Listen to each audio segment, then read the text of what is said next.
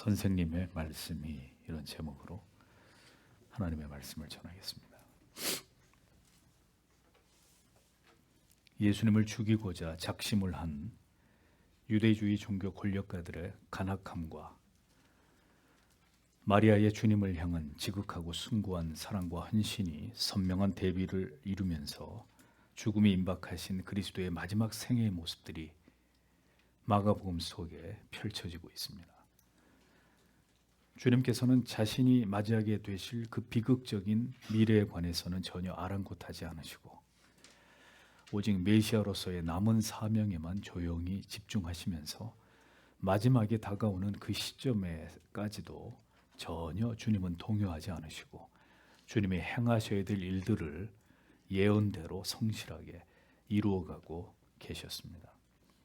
우리의 죽음이 언제 어떤 모습으로 우리에게 임할지 알 수 없지만 죽음 앞에서 주님처럼 초연하고 담담하게 마지막 순간까지 신자로서의 사명과 그 존재의 목적을 잃지 않고 모든 것을 수용하고 받아들이면서 이제 곧 하나님 앞으로 나아가게 될 것이라는 이 설레이는 소망 속에서 우리의 최후를 맞이할 수 있는 이 믿음을 우리는 언제나 하나님 앞에 사모하는 자들이 되어야 할 것입니다. 이 땅에서 우리의 삶이 아무리 고통스럽고 고달프고 우리를 수고와 슬픔 속으로 끌고 내려가더라도 신자는 절대로 무너지거나 약해지지 않습니다. 마지막 순간까지 나를 구원으로 불러주신 주님 앞에 신자의 모든 도리를, 모든 거룩한 의무와 사명에 최선을 다하는 자들이 되어야 합니다. 그것이 진정으로 하나님을 경외하고 사랑하는 하나님이 그의 전부인 자의 모습입니다. 더 모질게 우리의 인생이 우리를 시련하고 우리의 육체가 점점 병약함에 우리를 괴롭히고 우리를 무너져가게 할지라도 오직 주님을 향한 변치 않는 믿음과 불굴의 의지를 가지고 믿음의 자리를 굳게 지켜나가는 것은 주님이 우리를 위해서 바로 그 같은 길을 그분이 걸어가셨음을 우리가 분명히 알고 믿기 때문입니다. 뒤로 물러나려 하지 마시고 우리가 가야 할 그 길을 끝까지 완주할 수 있는 능력을 하나님 앞에 구하는 여러분들이 되십시오. 주의 붙드심을 바라보면서 계속 묵묵히 전진해 나아가는 여러분들이 되셔야 합니다. 그리스도인이 어떤 삶을 이 땅에서 살다가 떠나가는지를 세상 앞에 분명히 보여줄 수 있는 모든 것들을 극복하면서 믿음으로 나아가는 그런 그리스도인들이 되셔야 합니다. 마침내 악을 결행하고 있는 유다와 그리고 이제 마지막 만찬을 친히 준비하시는 주님의 모습이 오늘의 본문 속에서 그려지고 있습니다. 10절에서 11절을 보겠습니다. 그러자 12 중에 하나인 가룟 유다가 대제사장들에게 갔다. 그가 그를 그들에게 넘겨주려고. 그러자 그들이 듣고서 기뻐했다. 그리고 그들이 그에게 은을 주기로 약속했다. 그래서 그는 어떻게 그를 적절하게 넘겨줄 것인지를 찾고 있었다라고 기록하고 있습니다. 예수님의 머리에 향유를 부으면서 주님을 향한 극진한 사랑과 경외심을 보인 마리아의 행위와 그리고 스승을 배신하는 가룟 유다의 행위가 극명한 대조를 이루면서 성경에 이 놀라운 장면이 기록되어 있습니다. 유다, 그는 예수님의 제자로 가장한 도둑질을 하는 자요, 스승을 팔아먹는 배신자요, 그는 마귀였습니다. 예수님께서는 요한복음 6장 70절에서 이렇게 말씀하셨습니다. 예수께서 대답하시되 내가 너희 12를 택하지 아니하였느냐? 그러나 너희 중에 한 사람은 마귀니라 하시니. 마태복음 26장 24절에 또 이렇게 유다에 대해서 말씀하셨습니다. 인자는 자기에게 대하여 기록된 대로 가거니와 인자를 파는 그 사람에게는 화가 있으리로다. 그 사람은 차라리 나지 아니하였다면 제게 좋을 뻔하였느니라. 성경 전체에서 가장 악한 인물을 꼽을 때 우리는 주저하지 않고 첫 번째로 가룟 유다를 지명할 것입니다. 예수님께서 누군가에 대해서 말씀하실 때 차라리 나지 않았다면 더 좋았을 것이다, 이렇게 말씀하신 것은 유다가 유일할 만큼 이제 그는 그 자신이 가진 탐욕과 악한 마음으로 행하게 될 일은 아주 저주스러운, 영원히 모든 사람들에게 기억될 극악한 죄악이라는 사실을 주님은 이런 말씀을 통해서 이미 암시하고 계셨습니다. 가룟 유다는 예수를 팔아넘기기 위해서 대제사장들과 접촉을 시도하고 있었습니다. 사내들인의 권력가들은 공개적인 자리에서 예수를 붙잡으려 하다가는 민요가 일어날 수 있으므로 이것을 매우 우려하고 있었습니다. 그런데 간악한 유다가 어떻게 그들의 이 직면한 난감한 문제를 간파하고 은밀한 곳에서 사람들이 알지 못하는 가운데 예수를 넘겨줄 생각을 하게 되었을까요? 이미 사탄은 유다의 마음속에 들어가서 그가 무엇을 어떻게 해야 될지에 대해서 모든 교활한 계략을 세우도록 사탄은 그 안에 역사하고 있었습니다. 성령께서는 오늘도 성도와 교회를 보호하시면서 세상이 이길 수 없는 지혜와 명철을 교회와 성도들에게 주시지만 사탄 마귀도 성도와 교회를 대적하고 회방하기 위해서 모든 수단과 방법을 동원할 수 있는 능력이 사탄 마귀에게 있다는 사실을 우리는 기억해야만 합니다. 모든 악하고 교활한 방법으로 매우 간교하게 사탄 마귀도 악인들 가운데서 그들을 붙들고 역사하는 존재라는 것을 우리는 유다를 통해서 발견할 수 있습니다. 예수를 죽이려고 하나 묘수가 없어서 머리를 맞대고 이 일을 도모하던 유대주의 종교 지도자들에게 유다의 제안은 그들에게 참으로 기쁜 소식이 아닐 수 없었을 것입니다. 그들은 쾌재를 불렀을 것입니다. 이야, 예수의 제자였던 유다가 우리한테 와서 이 기막힌 제안을 할 줄이야. 모든 것이 우리의 뜻대로 잘 되고 있구나. 그들은 기뻐했다고 적고 있습니다. 12 중에 하나라고 유다를 묘사하는 것은 그는 다름 아닌 예수님의 최측근이었던 자였다는 사실을 강조하기 위함입니다. 가장 가까운 자 중에 예수를 배신하는 인물이 나오도록 만드신 하나님의 섭리는 무엇일까요? 인간은 그 누구도 신뢰의 대상이 될 수 없음을 우리에게 깨닫게 하시는 것입니다. 인간은 전적으로 타락하고 부패한 존재이므로 언제 우리 자신의 이익을 위해서 우리를 배신할지 모르는 이러한 존재라는 것을 유다를 통해서 우리에게 깊이 각인시키시는 것입니다. 아담과 하와가 선악을 알게 하는 나무를 따먹게 될 줄 알지 못했듯이 유다 또한 자신이 메시아이신 예수 그리스도를 이렇게 사악한 죄를 범하면서 그분을 팔아넘기게 될 줄 스스로 알았을까요? 나는 예수를 팔아먹을 놈으로 나는 세상에 태어났어. 유다 자신은 그것을 몰랐을 것입니다. 인간은 그 미래를 알지 못합니다. 누구든 배도를 하고 싶어서 배도를 의도하고 결국 배도하는 것이 아닙니다.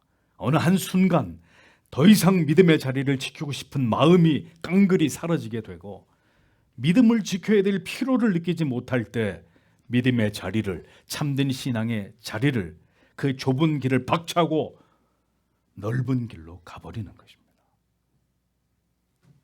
이것이 참으로 두려운 일입니다. 누구도 예측하지 못하는 일입니다. 한때는 열심히 성경을 배우고 누구보다 신실했던, 모두에게 존경과 사랑을 받던 성도나 혹은 많은 사람들이 익히 알고 있는 유명한 설교자가 그렇게 하나님께 중한 죄를 범하면서 그 죄악됨이 드러나서 하루아침에 모든 것을 잃어버리고 추락하게 되는 일들을 보십시오. 인간은 누구도 자기의 미래를 알 수 없습니다. 우리의 신앙이 진실되고 진리 안에 거하고 있으며 오늘도 은혜를 소중히 여겨서 하나님의 말씀을 듣고 배우는 자리에, 기도하는 자리에 언제나 즐겨 나아가고 있지 않다면 우리 중에서 어떤 순간에 결국 신앙의 자리를 이탈해서 세상으로 멀어질 자들이 존재할 수 있을 것입니다. 매우 안타깝고 불행스러운 일이나 그런 일들이 언제나 우리 주변에서 일어났던 것을 우리는 알고 있지 않습니까? 유다는 분명 예수님의 12 제자 가운데 한 사람으로 부름을 받은 자였습니다. 물론 주님은 그를 부르실 때부터 그가 어떤 역할을 하게 될 것인지를 아셨을 것입니다. 그럼에도 불구하고 그를 주님의 제자 가운데 한 사람으로 두셨고 그에게 돈 주머니까지 맡기셨습니다. 그가 진정한 예수 그리스도의 제자가 될 수 없는 자였기에 그는 결국 어느 순간이 임했을 때 스승을 팔아넘기고 결국 그 죄로 인한 양심의 가책으로 비참한 죽음으로 그 최후를 맞이해야만 하는 이런 비극적인 악인으로 그는 그렇게 사용되고 사라진 자가 된 것을 성경은 우리에게 보여주고 있습니다. 예수님의 제자 중에 예수님을 팔 자가 있었습니다.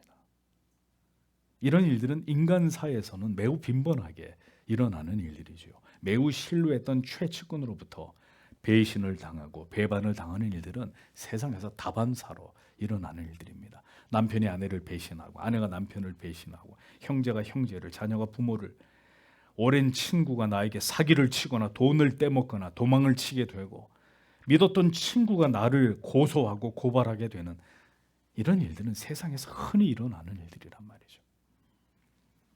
이것이 결코 믿음의 대상이 될 수 없는 부패하고 타락한 인간의 실존인 것을 우리들에게 보여주는 것입니다. 유다의 제안을 받은 제사장들은 기뻐했다고 했습니다. 이 악인들의 기쁨을 보십시오. 악인들의 웃음만큼 혐오스럽고 저주스러운 모습이 또 있을까요? 그들이 모의하고 간절히 바랐던 악이 마침내 성취되고 이루어지게 되었을 때 그들은 기뻐하면서 축배를 드는 그런 모습을 상상해 보십시오. 가장 추악한 모습이고 가증한 모습이 아닐 수 없을 것입니다. 마침내 예수를 죽일 기회가 왔다고 기뻐하는 대제사장들의 모습을 한번 상상해 보십시오. 사는 날 동안 우리가 악을 행하면서 기뻐하고 즐거워하는 일이 절대로 없게 되기를 저는 여러분들에게 당부드립니다. 악은 항상 이렇게 연합하고 악을 도모합니다. 도저히 합이 맞을 것 같지 않은 자들도 악을 위해서는 함께 힘을 모읍니다. 예수 그리스도의 제자 가운데 한 사람과 사내들인의 권력가들이 예수를 죽이는 일에 힘을 합하게 될 것이라고 그 누가 생각할 수 있었겠습니까? 그러나 이런 일들이 기어이 일어나는 것을 보십시오. 이 모든 일들이 사탄 마귀가 행하는 일이지만 이 모든 일들이 일어나는 것 또한 하나님의 섭리라는 것을 우리는 기억해야 합니다. 마침내 마음에 품던 죄악된 생각이 이루어지는 날, 이것을 매우 즐거워하고 기뻐하는 자들은 하나님의 자녀들이 아닙니다. 그들은 악인이며 두려운 하나님의 심판과 징계를 받게 될 저주받은 자들에 불과할 뿐입니다. 악인의 즐거움에 참여하는 자들이 되지 마십시오. 그들이 받게 될 형벌을 당신도 동일하게 받게 될 것입니다. 대제사장들은 기뻐하면서 유다와의 흥정에 응했고 그에게 돈을 주기로, 은을 주기로 약조하게 됩니다. 악과 악이 손을 잡는 이 장면을 보십시오. 마지막 때의 세상은 다시 그렇게 교회와 성도를 핍박하기 위해서 손을 잡게 될 것입니다. 수단과 방법을 가리지 않고 성도와 교회를 박해할 방법들을 동원하고 그 일을 기어이 행하게 될 것입니다. 유다는 그가 그렇게 좋아하는 돈을 받을 생각을 하면서 어떻게 언제 예수를 넘겨줄지 이제부터 그 기회를 엿보게 됩니다. 악에게, 사탄 마귀에게 사로잡힌 자, 그는 이제 악을 구체적으로 도모하고 숙고하고 계획하게 됩니다. 여기까지 가기 전에 돌이켜야 되는 거죠. 아직 악이 결행되지 않고 우리의 생각과 마음에만 존재할 때 돌이켜야 합니다. 그것을 가만히 놔두든지 그 생각과 마음을 자꾸 키우게 되면 결국 죄악이 저질러지고야 말게 되는 것입니다. 유다는 예수를 어떻게 넘겨줄지 기회를 찾기 시작했습니다. 자, 악이 우리 가운데 우리를 장악할 때의 모습을 잘 보십시오. 그는 예수를 배신할 생각을 먼저 했습니다. 그 이유는 예수보다 돈이 더 좋았기 때문입니다. 사탄은 하나님보다 더 사랑하는 대상을 여러분의 마음속에 어느 날 심어준단 말입니다. 하나님이 아니라 그 대상의 지배를 받게 하고 그 대상에게 내 생각을 장악당하도록, 지배당하도록 만들어버립니다. 자, 그러면 생각은 다음 순간 마음을 통해서 구체화되게 됩니다. 그리고 그 마음에서 계속 품고 있던 그것이 행동을 낳게 되고 이제 그를 움직이게 만듭니다. 그는 이제 자신의 마음을 결행하기 위해서 대제사장들을 찾아갑니다. 그는 합리적인 흥정에 만족을 했고 이제 어떻게 예수를 넘겨줄지에 대해서 기회를 찾기 시작했다고 했습니다. 성도 여러분, 악이 우리에게 처음에는 부드럽게 노크를 합니다. 들어가도 될까요? 이렇게 노크를 합니다. 문을 열고 받아주면 이제 다음 순간 그 집을 차지하게 됩니다. 그리고 이내 집 주인이 되어서 우리에게 지시하기 시작합니다. 이대로 해! 이대로 복종해. 그럼 내가 너에게 분명한 대가를 줄 거야. 유다는 전혀 어떤 양심의 저항도 없이 악을 향해서 나아갑니다. 담대하게 움직이기 시작합니다. 악이 우리를 사로잡아서 그 원하는 결과를 얻기까지 멈추지 않고 진행해 나아가는 이 모습을 보십시오. 대범하게 악에게 장악당한 유다는 역사상 가장 끔찍한 죄를 향해서 성큼성큼 앞으로 나아갑니다. 이것이 죄악에 사로잡힐 때의 모습입니다. 다윗도 그렇게 나아갔습니다.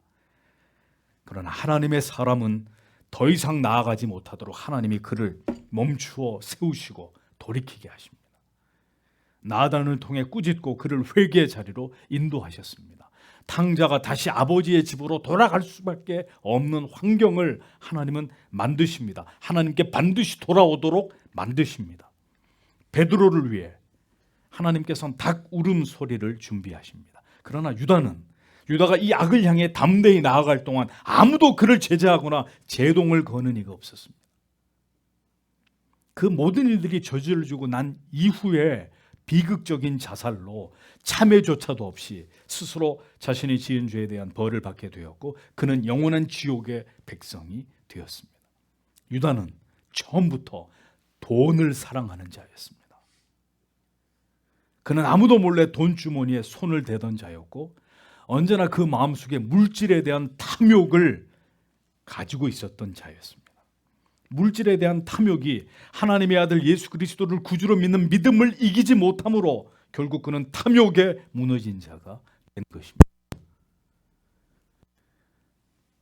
정치적 이념과 사상이 인간의 거짓된 사상과 철학과 시대의 부패한 정신이 사람의 마음을 지배하고 그 사람이 계속 그것에 지배를 당하면서 결국 하나님을 향한 신앙과 성경의 진리가 그 마음을 이기고 그것을 능가하는 자만이 하나님의 자녀가 되는 것입니다. 그런데 그 가치가 이 진리를 이기지 못하면 그 사람은 거듭난 하나님의 자녀가 될 수 없는 것입니다. 세상을 향한 그릇된 대상을 향한 어리석은 집착과 고집이 결국 그를 망하게 만드는 것입니다. 사탄 마귀는 무엇을 틀어주면 우리가 꼼짝도 못하는 존재인지를 아주 잘 알고 있는 존재입니다. 우리 각자의 아킬레스건이 무엇인지를 정확하게 꿰뚫고 있는 존재가 사탄입니다. 어디를 공략하면 아주 쉽게 무너뜨릴 수 있는지 마귀는 정확히 그것을 알고 있고 바로 그 부분을 통해서 우리를 무너뜨리려고 한다는 사실을 우리는 늘 기억하고 있어야 합니다. 돈과 명예와 사람들의 인정과 건강에 대한 과도한 염려와 애정 결핍과 고독이, 음란한 마음이, 탐욕과 탐심이, 굽힐 줄 모르는 자존심이 우리의 약점이 될 수 있습니다. 우리의 약점을 하나님이 아십니다. 그리고 사탄 마귀도 아주 잘 알고 있습니다. 정작 그것을 잘 모르는 것은 우리 자신일 뿐입니다. 예수를 믿어 우리가 변화되지 않으면 우리의 연약함이 무엇인지를 알아 언제나 깨어 기도함으로 하나님의 보호하심을 의지하지 않는다면 우리는 결국 어느 순간 무너지게 되고 사탄 마귀에게 그 약점이 뚫리게 되는 일들이 일어날 수밖에 없게 되는 것입니다. 약점 투성인 우리들이 가룟 유다처럼 넘어지지 않을 수 있는 것은 우리가 잘났기 때문이 아닙니다. 우리를 사랑하시는 하나님께서 오늘도 우리를 꼭 붙들고 계시기 때문에 우리가 아직 넘어지지 않고 있는 것입니다. 그것이 바로 은혜입니다. 그 붙드시는 손을 치워버리시면, 놓아버리시면 우리는 수많은 넘어졌던 자들처럼 언제든 죄로 인해서 무너질 수 있는 존재들일 뿐입니다. 돈을 사랑하는 마음이 주님을 사랑하는 마음과 믿음을, 제자의 그 사명을 능가했던 유다, 그는 결코 그가 행하지 말아야 될 일을 행하게 되었고 가지 말아야 될 길을 기어이 가게 된 것입니다. 예수를 믿고 자야 교회를 다니고 하나님의 말씀을 듣고 깨달음과 은혜를 받아서 우리가 의지하던 것들, 사랑하던 것들이 모두 깨어지고 소멸되지 않는다면 성도 여러분, 결국 그것이 올무가 되어서 우리는 죄를 범하게 되고 그것에 걸려 넘어지게 되는 일들이 일어날 수밖에 없게 되는 것입니다. 하나님의 은혜로 돌이켜 회개할 수 있게 된다면 그는 하나님의 자녀인 것이고, 그렇게 걸려 넘어진 이후에, 그렇게 무너진 이후에 두 번 다시 일어나지 못하고 돌이키지 못하는 자는 자기의 뜻과 욕망을 따라 세상으로 뛰쳐나가 버린 버려진 자가 되는 것입니다. 하나님을 대적하고 말씀에 불순종해도 아무 일도 일어나지 않는 것, 좋아할 일이 아닙니다. 그것은 절대로 좋은 일이 아닙니다. 번번이 주일날 예배를 어기고 내 뜻대로, 내 생각대로, 세상에서 내 마음대로 살아도 아무 일도 내 삶에 일어나지 않는다, 축복이 아닙니다. 두려워해야 될 일입니다. 유기된 자들의 인생에서는 하나님께서 깨닫게 하시고 돌이켜 회개시키는 고난도 시련도 존재하지 않습니다. 그들에게는 영원한 심판과 멸망이 기다리고 있을 뿐입니다. 돌이키지 못하는 죄악이 바로 유기된 자들의 결정적인 특징이고 증거입니다.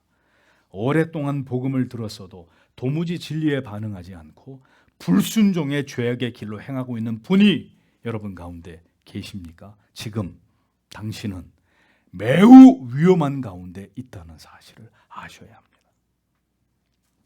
오늘 밤 하나님께서 회개하지 않은 당신을 데려가시면 당신은 의심의 여지가 없이 지옥에 떨어지게 될 것입니다.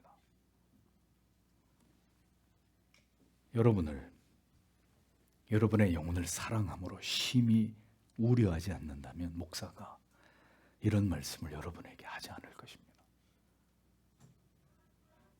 부디 돌이키십시오. 돌이킬 수 있도록 은혜를 구하십시오. 그렇게 오래 다니고 비수 같은 진리를 통해 듣고도 계명과 법을 어기면서 여전히 죄악의 길로 나아가는 것을 두려워하셔야 합니다. 성령은 절대로 택자 안에서 그것을 계속해서 허용하시지 않습니다. 성령은 반드시 하나님의 자녀들의 죄를 깨닫게 하시고 돌이켜 회개하도록 만드십니다. 이런 일들이 일어나지 않고 계속 죄악을 범하고 있다면 그런 상태에 대해서 신자는 우려해야 된단 말이죠. 하나님의 두려운 징계가 임하게 되든지 아니면 내가 하나님의 사람이 아닐 수도 있기 때문입니다. 유다는 지금 무엇에 홀린 사람처럼 죄악을 향해서 치닫고 있었습니다. 그는 그동안 주님께로부터 들은 수많은 말씀들과 그리고 기적과 이적의 현장들에 대해서 아무런 깨달음도, 주님에 대한 어떤 확신도 갖지 못한 자였습니다. 바로 이것이 유기된 자들의 영혼에서 일어나는 공통된 특징이란 말입니다. 수없이 하나님의 말씀을 들었어도 전혀 변하지 않는 완고함, 강팍함, 돌이키지 않는 그 고집스러움, 이것을 경계하셔야 합니다. 신자는 반드시 돌이켜야 합니다. 돌이키고 변화되어야 그가 구원받은 하나님의 자녀입니다. 돈을 사랑하고 돈에 지배당하던 자도 예수 믿을 수 있습니다.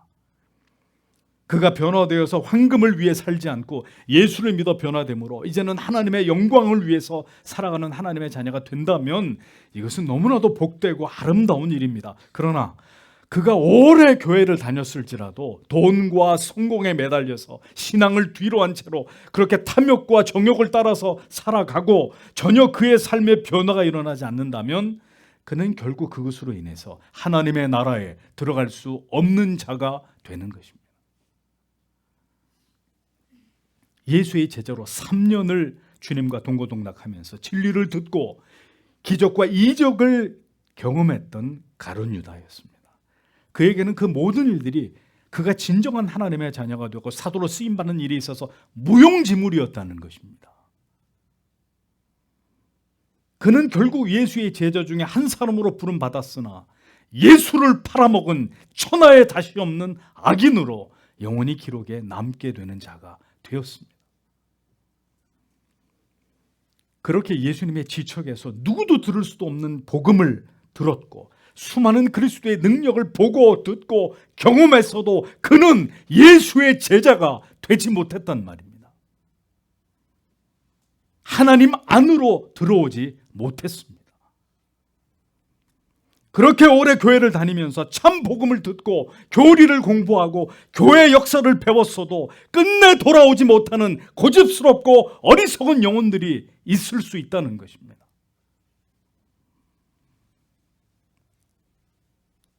점점 그리스도를 닮아 성화되어 가는 믿음의 성장이 전혀 나타나지 않고 있는 사람들 얼마든지 교회 안에 존재할 수 있습니다.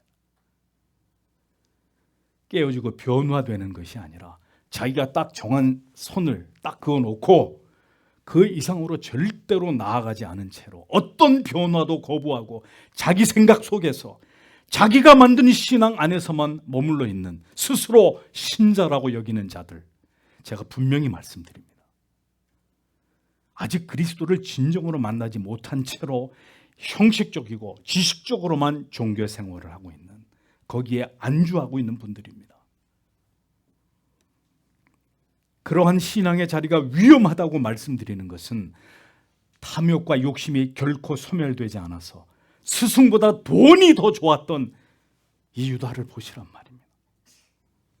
결국 이 땅에 오신 하나님의 아들을 팔아 넘기는 것으로 그의 삶이 결말이 나고 있는 성경이 유다를 이렇게 지목해서 말씀하고 있는 것입니다. 이 유다의 후손들이 수없이 교회에서 나올 수 있다는 이야기를 하고 있는 것입니다.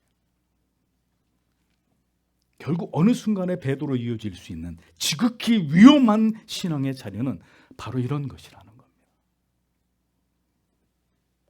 유다는 결국 예수를 은 30에 팔아넘긴 자였습니다. 마태복음 26장 14절에서 16절에 배신자 가룟 유다가 어떻게 예수님과 제자들 몰래 움직이고 있었는지를 기록하고 있습니다. 그때 12 중에 하나인 가룟 유다라 하는 자가 대제사장들에게 가서 말하되 내가 예수를 너희에게 넘겨주리니 얼마를 주려느냐 하니 그들이 은 30을 달아주거늘 저가 그때부터 예수를 넘겨줄 기회를 찾더라 라고 기록되어 있습니다.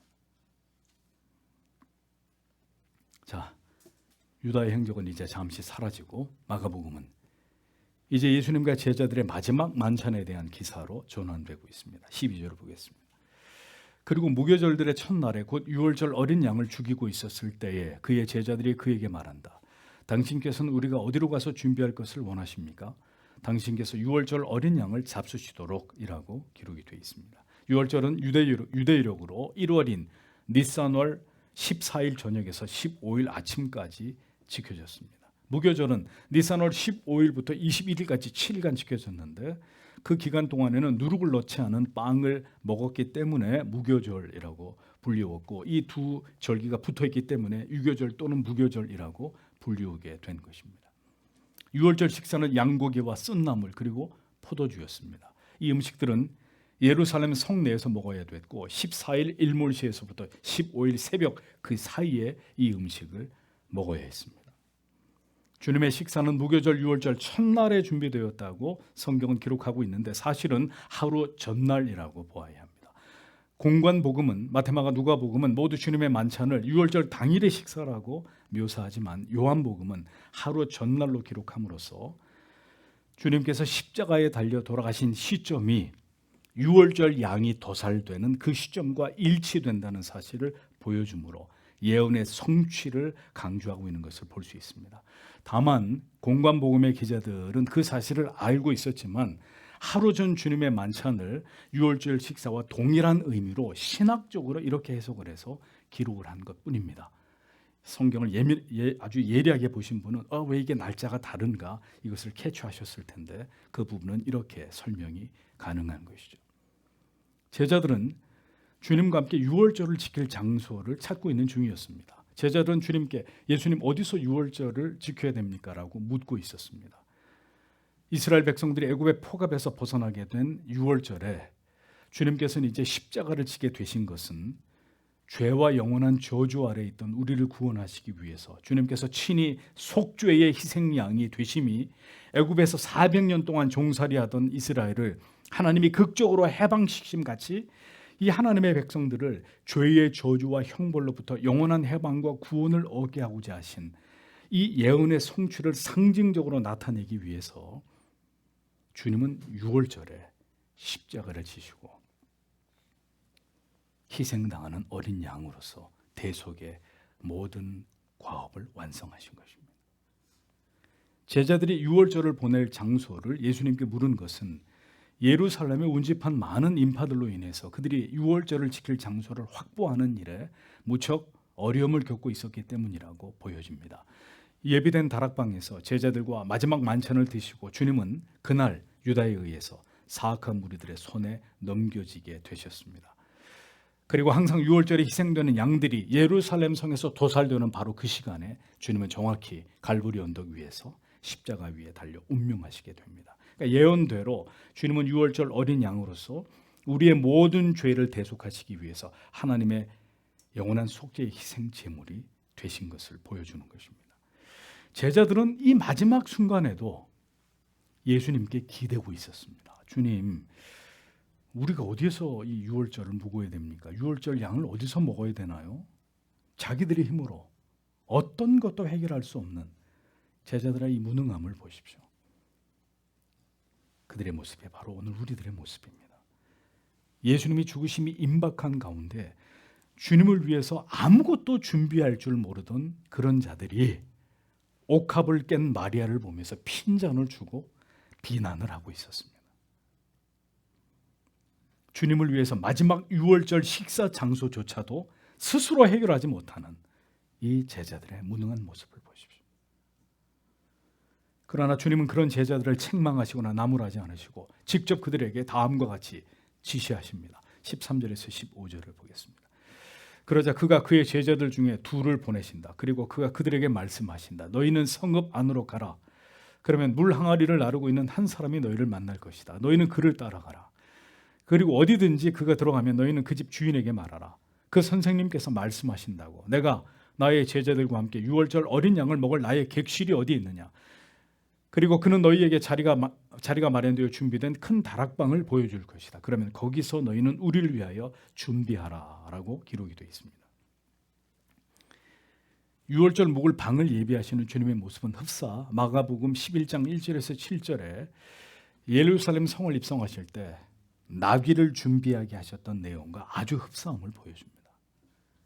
주님은 두 제자를 보내셨습니다. 누가복음에 따르면 그 두 제자는 베드로와 요한이라는 걸 알 수 있습니다. 주님은 구체적으로 그들이 만나게 될 사람에 대해서 묘사하셨습니다. 물 웅덩이를 가지고 가는 사람이라고 정확히 말씀하셨습니다. 그를 따라가서 그가 들어가는 집의 주인에게 선생님이 말씀하시기를 내가 내 제자들과 함께 유월절 음식 먹을 객실이 어디냐고 그렇게 물어보라고 주님이 말씀하셨습니다. 그렇게 하면 그가 그 모든 준비를 해서 큰 다락방을 보여줄 것인데 그곳을 우리를 위해서 예비하라고 지시하셨습니다. 제자들은 주님께서 이르신 대로 행하여서 주님이 예비하신 그 다락방을 구하게 됩니다. 나귀 새끼를 구해서 내게 끌고 오라고 하실 때도, 그리고 지금 유월절 식사를 할 다락방을 예비하실 때도 주님은 메시아적인 이 신적 권위를 드러내고 계셨습니다. 그러면 주님께서는 죽음이 임박한 이 시점에서 왜 이 같은 일들을 반복해서 제자들에게 보이신 것일까요? 주님은 이 모든 일들을 통해서 어리석고 유약하고 아직 믿음이 부족한 제자들에게 계속해서 믿음을 불어넣고 계셨다는 것입니다. 두 제자는 집주인에게 이렇게 말을 시작했습니다. 선생님의 말씀이 자기들의 말이 아니었습니다. 주님께서, 우리의 스승님께서 이렇게 말씀하셨습니다 라고 그들은 주님께로부터 전해 들은 말을 그대로 이야기하기 시작했습니다. 성도 여러분, 이 진리를 기억하십시오. 우리는 우리의 힘으로, 우리의 지식과 경험으로 우리 인생을 살아가는 자들이 아닙니다. 선생님의 말씀을 따라서 오직 성경의 진리가 말씀하는 바대로 하나님의 말씀이 가라고 하는 데까지 가고 그 말씀에 서라고 하는 곳에서 서는 참된 교리가 이것이 우리가 반드시 알아야 될 진리라고 말씀하고 있는 그것만을 굳게 붙들고 지켜나가는 것이 우리의 믿음이 되어야 합니다.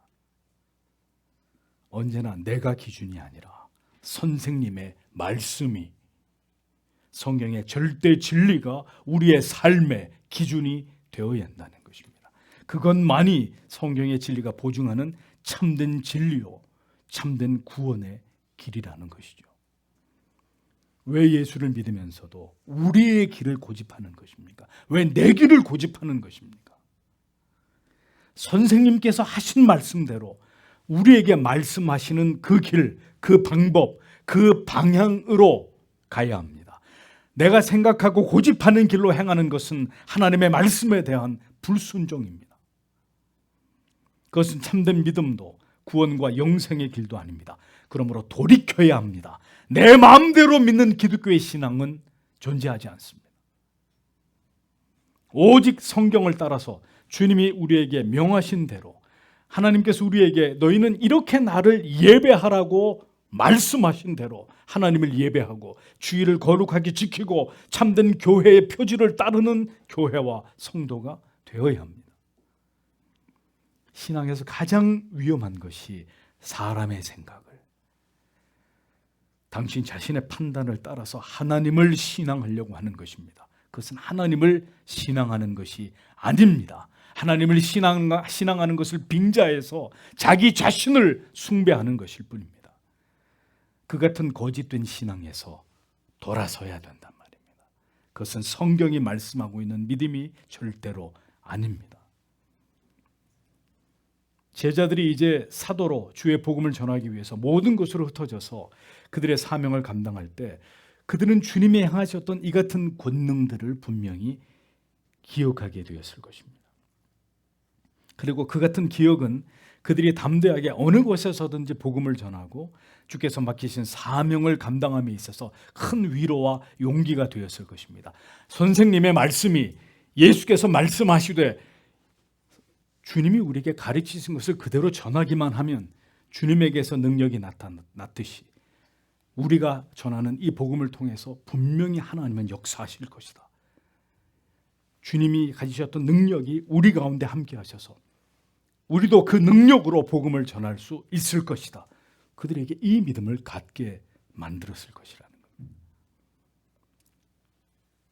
우리와 함께 하시면서 언제든 신적인 권능으로 모든 문제를 풀어나가셨던 주님을 기억하면서 그들은 어떤 어려움을 당하게 되더라도 주께서 우리와 함께 하시고 피할 길을 여시고 문제를 열어주실 것이라는 것을 믿고 담대하게 사도의 사명을 감당하게 되었을 것이라는 것입니다. 주님은 마지막에 다가오는 순간에도 자기를 위하시기보다는 제자들을 생각하고 계셨습니다. 남겨진 그들에게 어떻게든 주께서 그들 가운데 계실 때 행하셨던 일들과 말씀들이, 이렇게 크고 작은 기억들이 그들에게 장차 큰 도움이 되기를 바라시는 마음으로 주님은 이제도 그렇게 주님의 유월절을 묵으실 이 다락방을 구하는 일에도 제자들을 통해 주님의 위대한 권능을 드러내 보이고 계셨던 것입니다. 그리스도인들은 믿음을 가진 자들입니다. 어떤 경우가 있어도 주를 의지하면서 앞으로 나아가는 사람들입니다. 핑계를 대거나 뒤로 물러가거나 우리의 약함을 더 크게 여기는 자들이 아닙니다.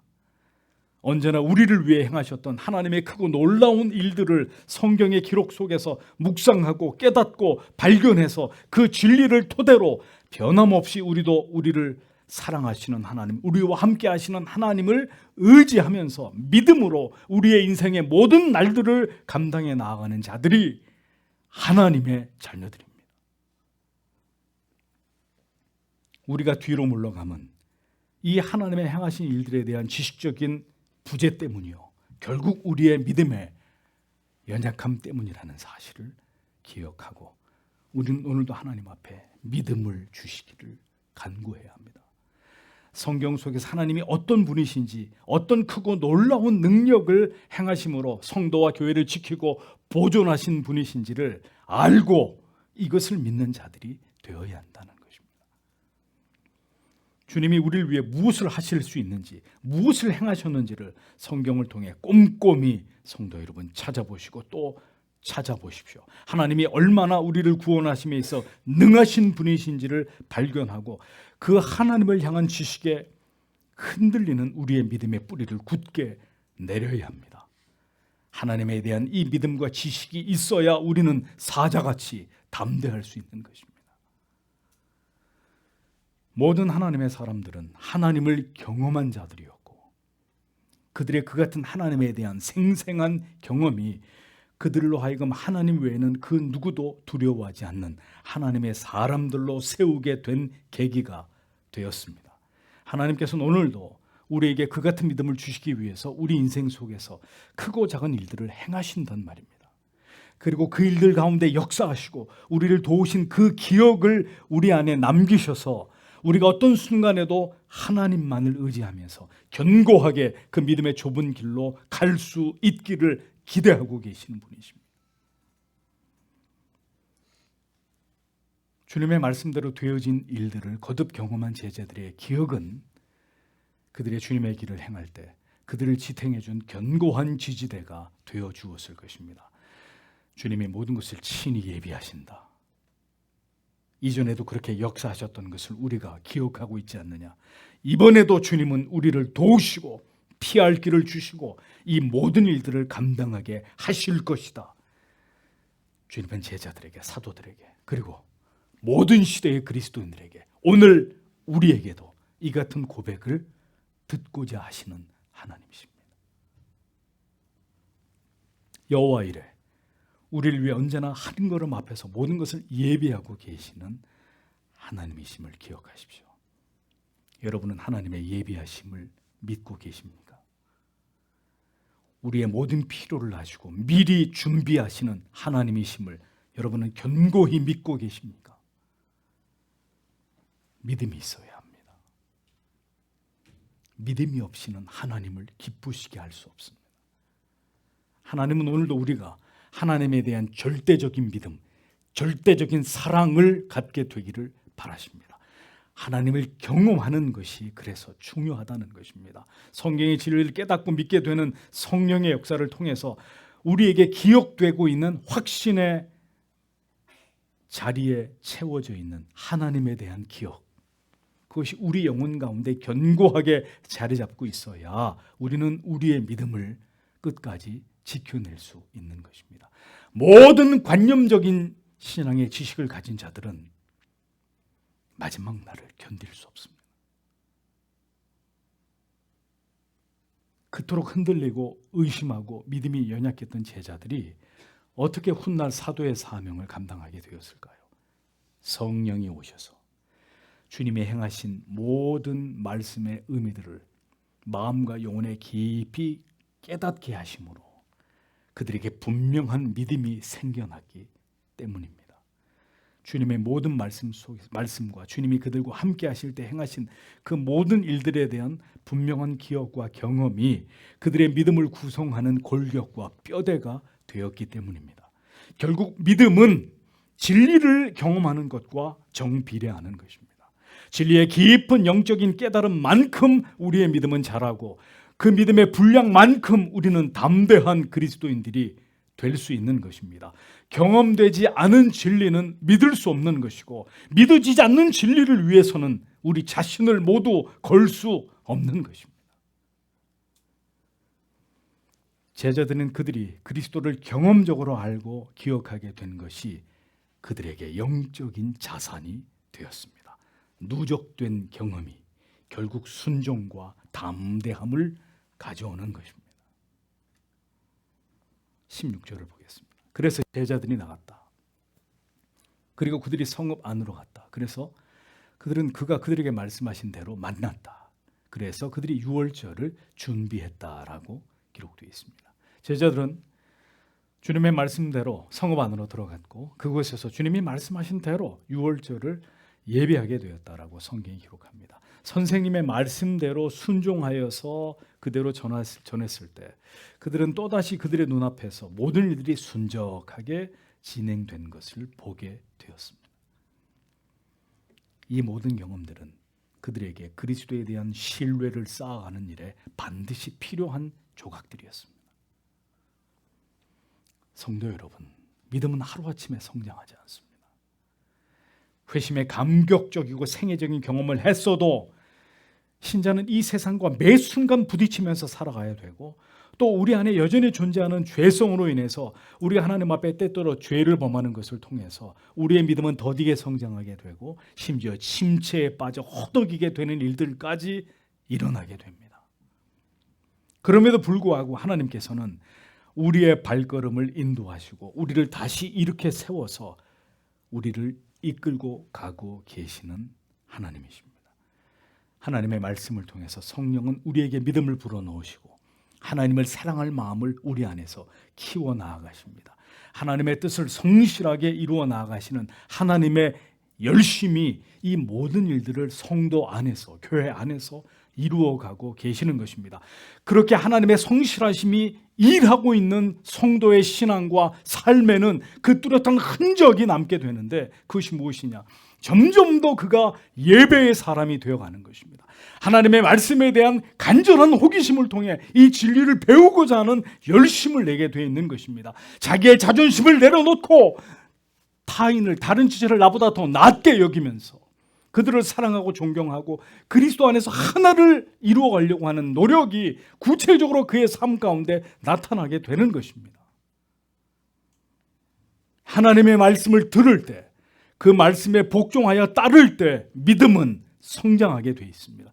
목사님, 왜 믿음이 안 자라는지 모르겠습니다. 아직도 모르시겠습니까? 부디 하나님의 말씀과 계명에 순종하는 여러분들이 되십시오. 그래야 여러분의 믿음이 자랍니다. 모든 혼란과 의심과 회의가 사라지고 확실하게 뜻이 세워지고, 그 뜻을 따를 때 참 기쁨과 행복을, 확신을 더 얻게 되는 것입니다. 그렇게 하지 않으면 장담합니다. 믿음은 자라지 않습니다.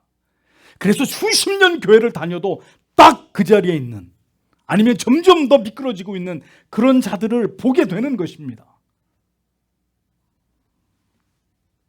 어린아이 같은 믿음이 지속될 뿐입니다.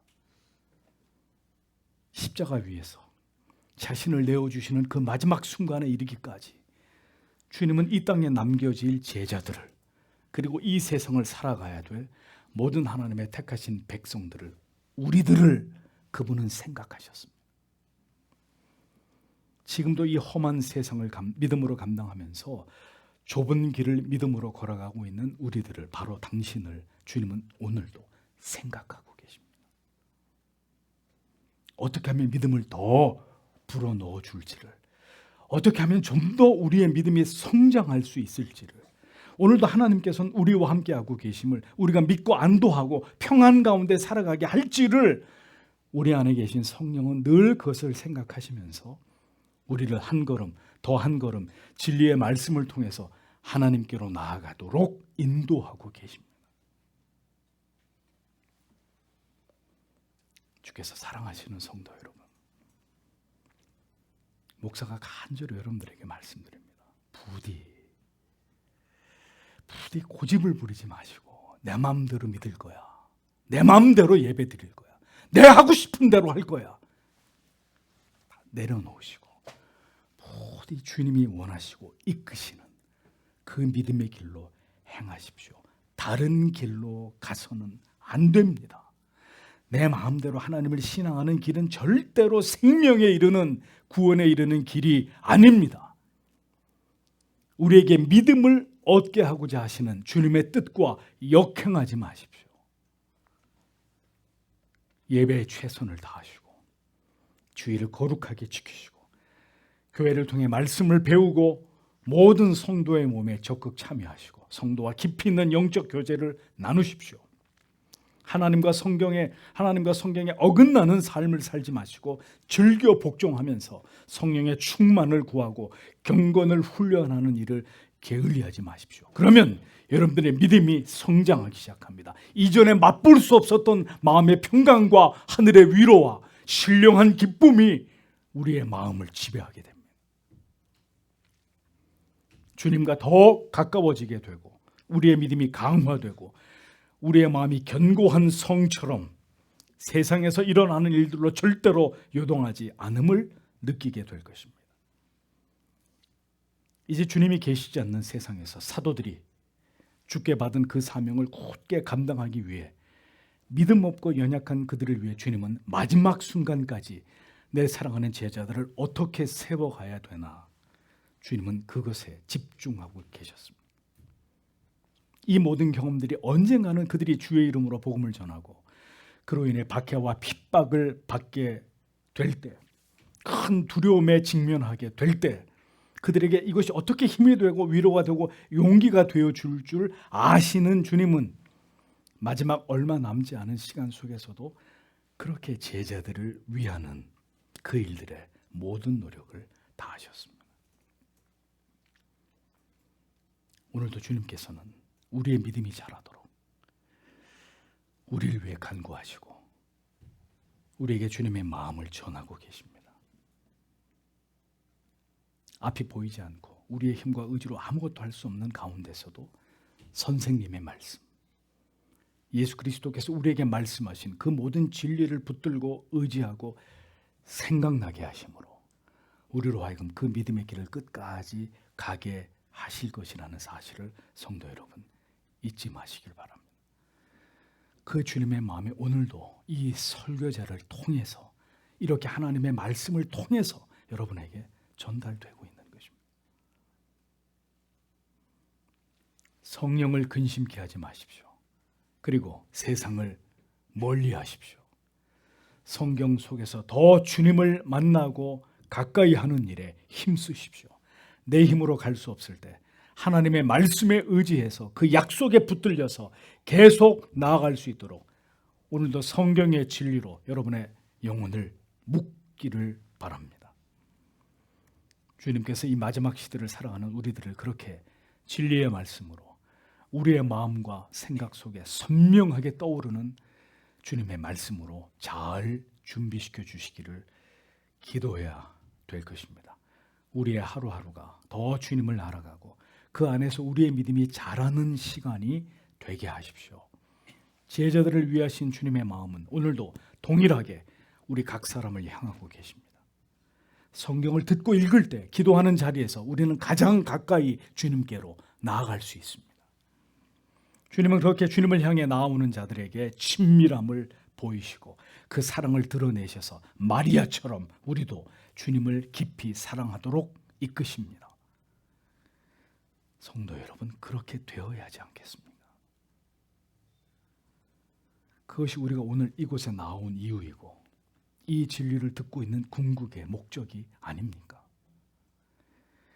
여러분 모두가 주님을 깊이 만나셔서 주가 이끄시는 그 삶을 이 땅에서 감당하시고 하나님을 뜨겁게 사랑하심으로 하나님을 기쁘시게 하는 믿음의 그 좁은 길을 기쁨으로 걸어가는 모든 하나님의 자녀들이 되시기를 주님의 이름으로 축복합니다.